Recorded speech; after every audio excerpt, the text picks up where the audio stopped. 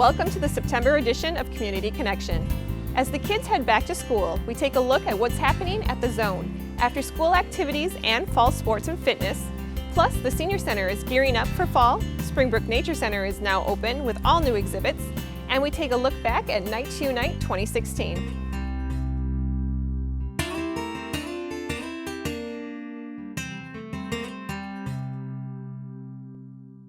Thank you for joining us. I'm Raquel Strand, and this is Community Connection.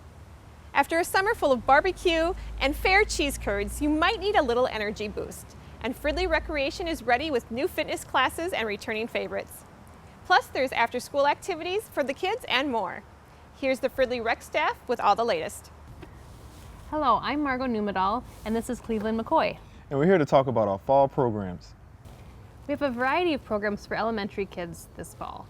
That's for kindergarten through 4th grade. At both Hayes and Stevenson Elementary, we have a variety of after-school programs. Starting the second week of school in September, we'll have soccer league, back to school and fall crafts, and an outdoor games class. Throughout the fall, we'll be introducing some other programs such as basketball league, painting, snackables, and one of our popular ones in October is Halloween fun. We're excited to introduce a new program to our after-school lineup this fall. It's a class we've had in the summer, but they're going to be bringing that program to our after-school program, both at Hayes and Stevenson, and that's going to be our Musketeers fencing class. It's really fun for kids to learn the sport of fencing, something that they don't usually get a lot of exposure to, so hopefully that one will be fun for all. For the middle school, we have the Zone program. The Zone runs Monday through Friday from 3 to 5:45 p.m. and on Fridays from 6 to 8:30. When the Fridley Tigers have a home football game, we will not have the 6 to 8:30 p.m. Zone. In addition to the after-school activities, we also have special events and field trips throughout the fall. For the elementary kids, our special event at Hayes and Stevenson is the Halloween party. It's always a really great time. Kids can bring their costumes. We have Kids Dance DJ come out and play a lot of really fun music. They bring prizes and do a variety of games. We also have bingo and some arts and crafts for kids to do during that party. It's a really great time. That'll be at the end of October for both schools. We do have a registration deadline for that program, which is Monday, October 17th. So keep that in mind, mark your calendars to get your registrations in for those popular events. In addition to the Halloween parties, we do have field trips on the days when the kids are not in school. During the MEA break in October, it's a Wednesday, Thursday, and Friday. We'll have field trips to the Apple Orchard, Nickelodeon Universe, and a variety of other places as well. And into November, there are also 2 Fridays when kids don't have school, and we have some activities and field trips on those days as well. Opening day for the Zone will be September 6th, and that'll be for 5th grades only. That's more of an introduction period for the kids to kind of get accustomed to some of the great Zone programs that we have. And there will be a full swing September 7th, serving grades from 5th through 8th. With that, we have some great activities and events going on. This year we have our homecoming tailgate party, and that'll be October 7th, and we'll host that at the Commons Pavilion. And then one of the most popular ones is our Halloween party, and we'll have that right after school from 3:15 to 6:30, and that'll be held on October 28th. We also have a variety of programs for preschool age children as well, beginning with age 3 up to age 5. We have a gym jam class, we do a soccer, flag football, and also a little athletes class, which is a combo of a variety of different sports, soccer, t-ball, floor hockey, flag football, and some additional ones as well. Those programs are either in the evenings on Tuesdays or Thursdays, and then on Saturday mornings. Also on Saturday mornings, we have a dance class for preschoolers. It's a combo class, a variety of different creative movement and dance things that the preschoolers can learn. We also have a parent-child program for ages 1 to 3 and an adult that can participate with them, and that's also a creative movement class on Saturday morning. We have a variety of athletic programs. We've partnered with Fridley Community Education to bring you the 5th and 6th grade co-rec 3-on-3 basketball league. The league will run from September 14th to October 12th, from 3:15 to 4:25 p.m. at the Fridley Middle School in the back gym. To add to some of our partnerships, we added a few of our adult fitness classes. beginning with Tai Chi, yoga, aqua Zumba. And those are some of the programs that we market together to kind of bring some more variety to our athletic fitness programs here in the city of Fridley. Looking ahead, be sure to register for our adult basketball league and adult broomball and boot hockey leagues. Our registrations will begin as early as October, and we look forward to a great winter. For more information about our fall programs, please check out the City of Fridley website. There you can find program descriptions and our online registration. Look for Fridley's Fall Activities Guide in the mail or visit us online for class offerings and online registration at fridleymn.gov. Look for activities and classes under the community menu. Kids aren't the only ones ready to reconnect with friends. Fridley Senior Center is introducing new programs this fall and all new outings. Here's Connie Thompson with an invite to the kickoff event and a look at a few of the popular activities. Hi everybody. Well, we've had a very busy summer here at the Fridley Senior Program, and I'm going to tell you a little bit about how we're going to use that energy into the fall. So we started out this past early summer with some Nordic walking classes and ended up training about 75 people to do Nordic walking. Well, it's been so popular that coming this fall, we're going to have an advanced class where Linda Lemke will be back with us, the Nordic walking queen, and evaluating people's walking style and talking about how they can elevate their walking experience even more. So if you were one of our Nordic walkers, please join us for that event. We've got the fall kickoff coming on September 15th. And of course, that's the big event to kick off our entire fall season. It will be from 1 o'clock until 3 o'clock, and we serve pie a la mode, so you don't want to miss that. Then this fall, I'm going to give you a few statistics because we're going to try a new event this year called, it's for the National Fall Prevention event, and the first day of fall is September 22nd. We're going to do a clinic on fall prevention. It appears that, according to statistics, 1/3 of Americans age 65 and older suffer from falls each year.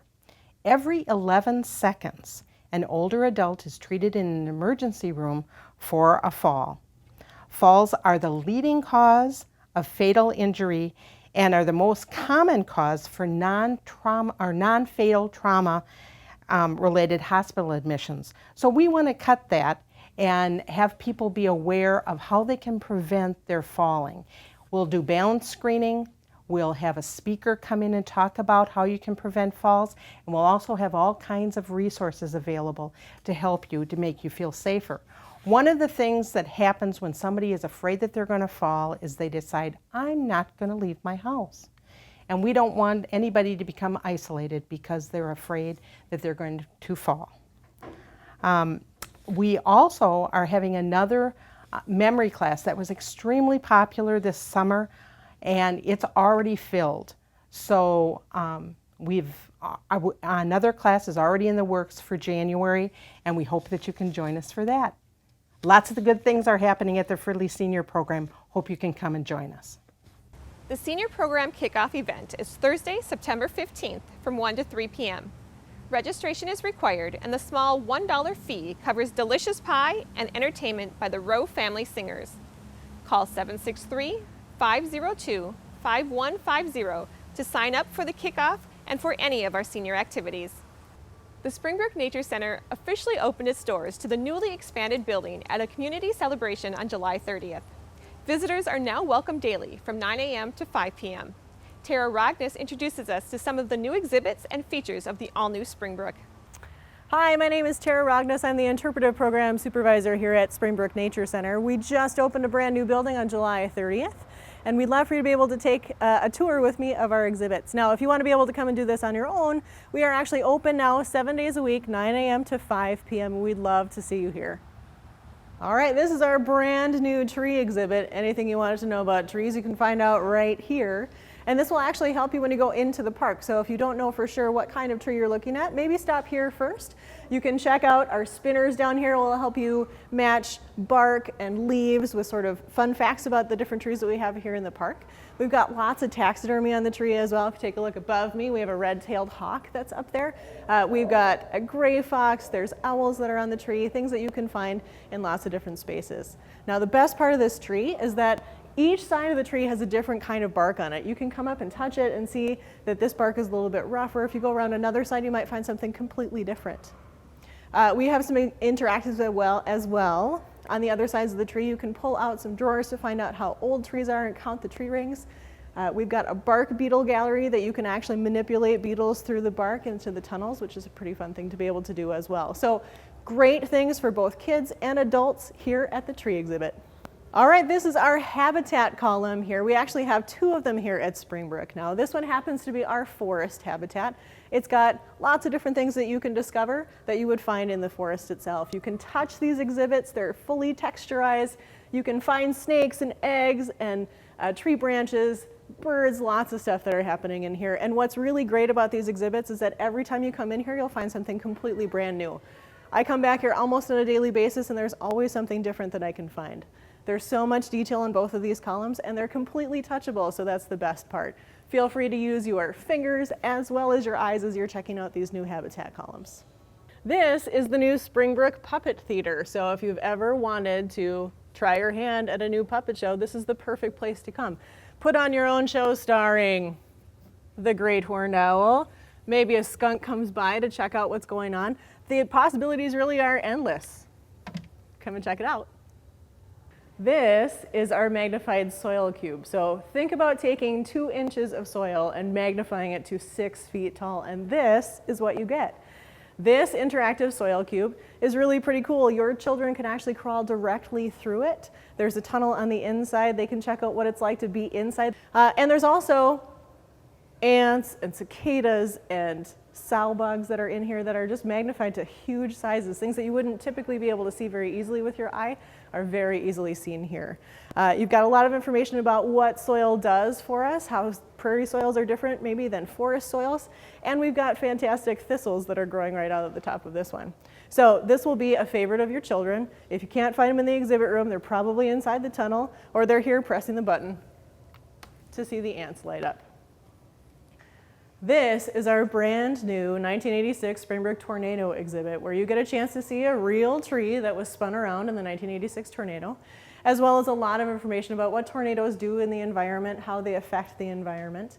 We've got the tornado exhibit, or the tornado video is actually here. You can pick and choose different segments of it to watch, as well as firsthand accounts of what happened during the tornado from a number of community members. In addition to that, you get a chance to actually make a tornado happen with sound on the other side of our exhibit.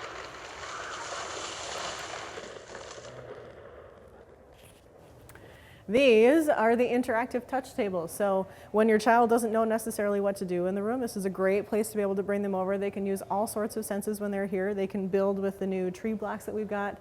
We'll rotate a variety of artifacts that we have here at the Nature Center for you to be able to touch and feel as you come through. Sometimes we'll throw magnifying glasses out so you can look at something a little bit closer.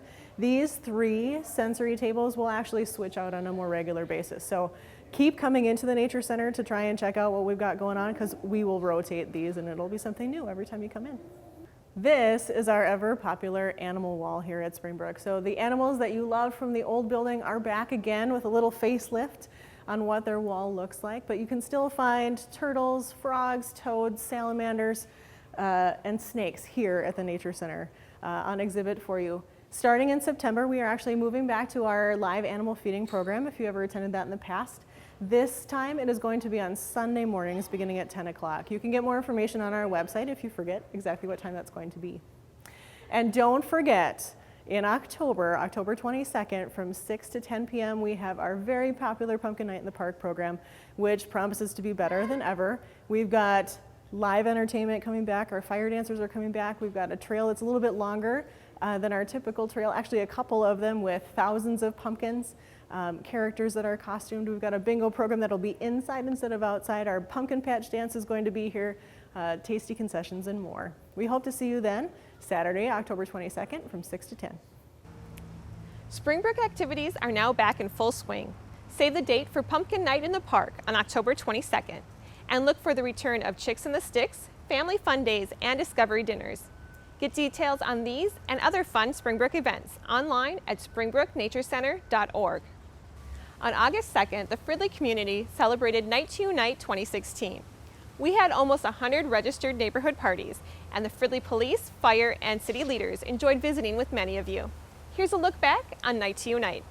We've done a lot of things in the last year. We've really have done a lot of crime prevention, trying to get out in the community, to be a fabric in the community. I'm really pushing our officers to do as much as they can in the community. We have to invest in it as much as we can because we will make mistakes, and we need your support when that happens.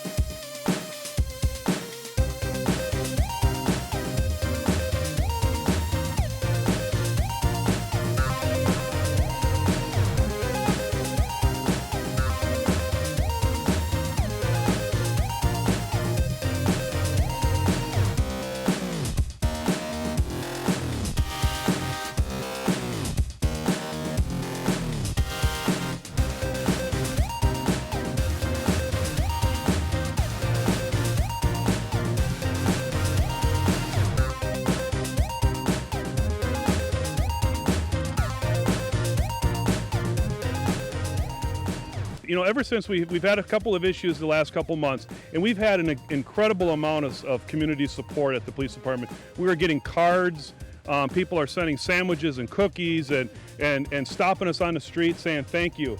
And I gave that message to all of our officers that, you know what, I don't care what else is happening out there, your community of Fridley does support them, and they need to hear that. And I've been telling them that because I know they're working hard and they're doing what they're supposed to be doing. And I want to say thank you because the support that you guys are giving us is helping us get through these stressful, high-tension times. If you see an officer and you want to stop him or her and say, hey, thanks for what you're doing, take 10 seconds, they love that. It makes them feel really good because they're always dealing with the negative issues in the community. But if you get a chance to say that, they really appreciate that. So in closing, thank you very much for your support, and we appreciate it. Until I'm done, we will continue to work hard, and they will be held accountable.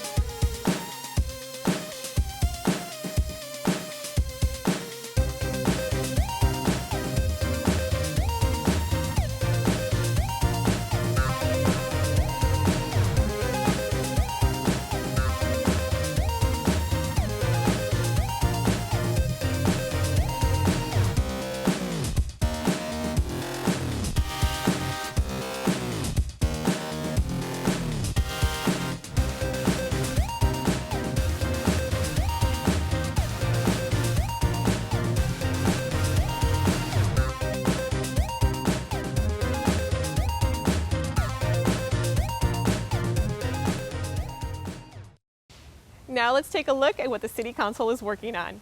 Here's City Manager Wally Weisopel with the August Council Update. Hi, I'm Wally Weisopel, City Manager, and welcome to the Council Update for August. In August, the City Council met on the 8th and the 22nd, and on both times we had conference meetings, opportunities for the City Council to meet with staff and have discussions about items of interest for the city, but not make any decisions. At the conference meetings, we talked about the Main Street Bridge. This is the bridge that will be a pedestrian and bicycle bridge crossing 694 on Main Street. We saw some designs and took other information in. And we had a discussion about temporary medical housing. These are the small houses that the state legislature allowed cities to consider to be located in their cities. We had discussion about our fund balance policy, and the fund balance is the general funds, the monies that are left at the end of the year, and what the city should do with that. And then we had a discussion about Chapter 7 of the city charter, which deals with levy limitations and fees. At our regular legislative sessions of the council, we heard a report on our urban forestry, and this was presented by our intern that served the city of Fridley for about 6 months and inventoried all of the public trees that are in the right-of-ways and the parklands and identified the conditions of those trees and made recommendations for the city council for prevention of things like the Asian ash borer. We also had a preliminary plat for Northern Stacks. This is a plat that identifies the limitations of the property and how much area and that type of thing is there and any easements that might be located. This is part of that redevelopment that's taking place down off of East River Road south of 694. We also had consideration of a lot split for the Columbia Arena area. This is property owned by the HRA and will allow for redevelopment to start to take place in that area. We had consideration and approval of a special use permit for outdoor storage at 5400 Main Street. This is for All Temp, and this allows them to have some storage on the outside of their building as well as all that they do on the inside. We had a consideration for amendment to our rental property ordinance for clarifying fees for re-inspections, and that had a first reading and a second reading. We had a presentation on the Rice Creek Watershed District grant and approval of that grant, and that will allow us to do some water treatment efforts over at the Columbia Arena and some grant monies that would come to the city of Fridley from Rice Creek. We had a change orders on both of our meetings for Springbrook Nature Center and the Spring Project, the reconstruction or construction of that new building out there. And that building remains under budget and should do so as we final out that project in the next couple of months. We had consideration of transferring our fund balance. Anytime that the City Council makes a transfer from one fund to another, we have to do it by ordinance. And so the City Council considered that ordinance, transferring $900,000. These were funds that were unexpended in the last few years, and we have a policy that allows us to keep 50% of our fund balance from one year to another, and this allows us to pay bills for cash flow between December and July.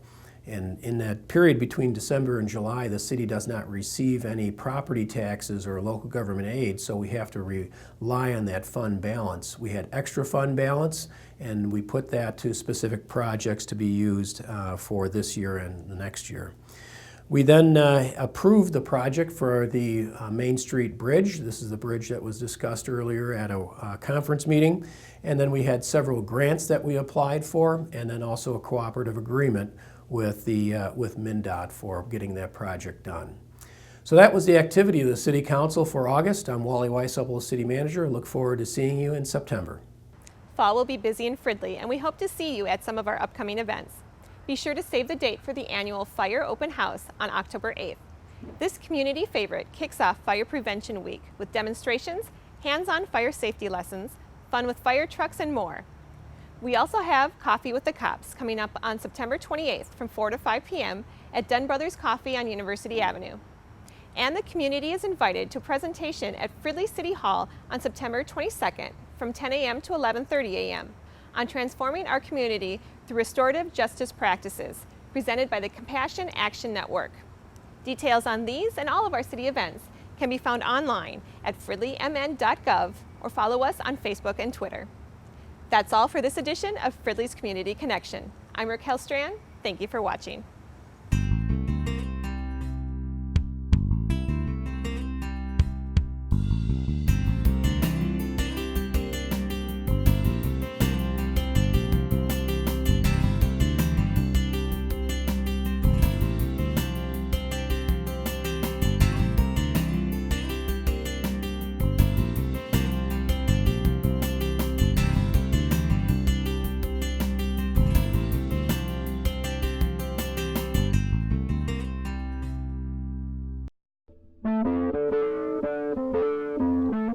This has been a production of Fridley Municipal Television, Channel 17.